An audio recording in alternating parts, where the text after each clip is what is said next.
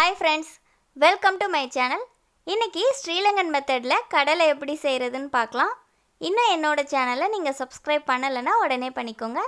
1 cup கொண்டைக்கடலை எடுத்துர்க்கேன். அதை 8 மணி நேரம் நல்லா ஊற வச்சிட்டேன். காலையில செய்யறதா இருந்தா நைட்டே ஊற வச்சு எடுத்துக்கணும்.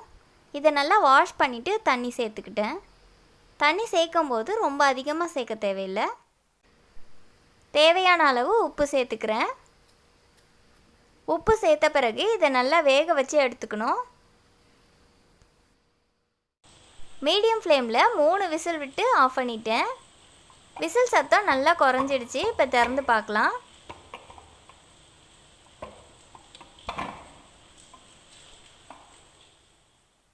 சில கடலை 3 விசிலில் வேகாது.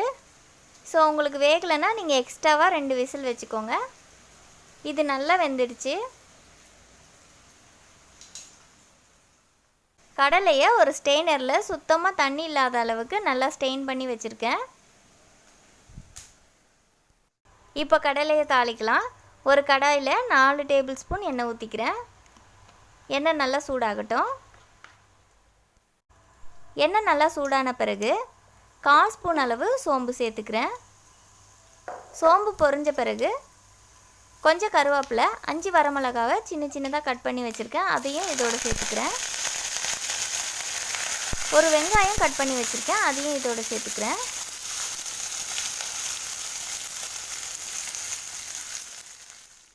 இது எல்லாத்தையும் நல்லா வதக்கணும்.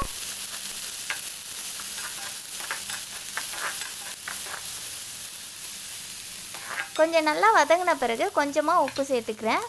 உப்பு இந்த வெங்காயத்துக்கு அளவாக சேர்த்தா போதும். ஏன்னா ஏற்கனவே கடலையில் உப்பு சேர்த்து அவிச்சாச்சு. உப்பு சேர்த்துட்டு மறுபடியும் நல்லா வதக்கிக்கணும்.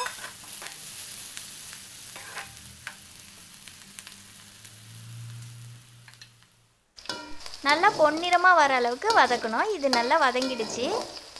இப்படி வதங்கின பிறகு இந்த எக்ஸ்ட்ராவாக வர எண்ணெயை வேறு பவுலில் எடுத்து வச்சுக்கலாம். எக்ஸஸாக இருக்கிற எண்ணெயெல்லாம் எடுத்துட்டேன். ஸ்டெயின் பண்ணி வச்சுருக்க கடலையை இதில் சேர்த்து நல்லா மிக்ஸ் பண்ணிக்கணும். எண்ணெயை நீங்கள் ரொம்ப கம்மியாக ஊற்றி வதக்குனீங்கன்னா வெங்காயம் சம்டைம் வதங்காது. ஸோ இந்த மாதிரி செய்தால் வெங்காயம் நல்லா வதங்கிடும். அந்த மிச்சம் இருக்கிற எண்ணெயும் நீங்கள் வேறு எதுக்காவது யூஸ் பண்ணிக்கலாம். நிறைய பேர் பார்த்திங்கன்னா கடலை வேக வைக்கும் போது உப்பு சேர்க்கறதில்ல, தாளிக்கும் போது தான் உப்பு சேர்க்குறாங்க. அப்படி சேர்க்கும்போது தோலில் மட்டும்தான் உப்பு இருக்கும், கடலைக்குள்ளே உப்பு சேர்றதே இல்லை. வரமிளகாயும் கருவேப்பிலையும் மட்டும்தான் போட்டு தாளிப்பாங்க. நீங்கள் இந்த மாதிரி செய்து பாருங்கள். ரொம்ப வாசனையாகவும் டேஸ்ட்டாகவும் இருக்கும். இந்த வீடியோ உங்களுக்கு பிடிச்சிருந்தா லைக் பண்ணுங்கள், ஷேர் பண்ணுங்கள், கமெண்ட்ஸ் பண்ணுங்கள். மறக்காமல் சப்ஸ்கிரைப் பண்ணுங்கள். தேங்க்யூ.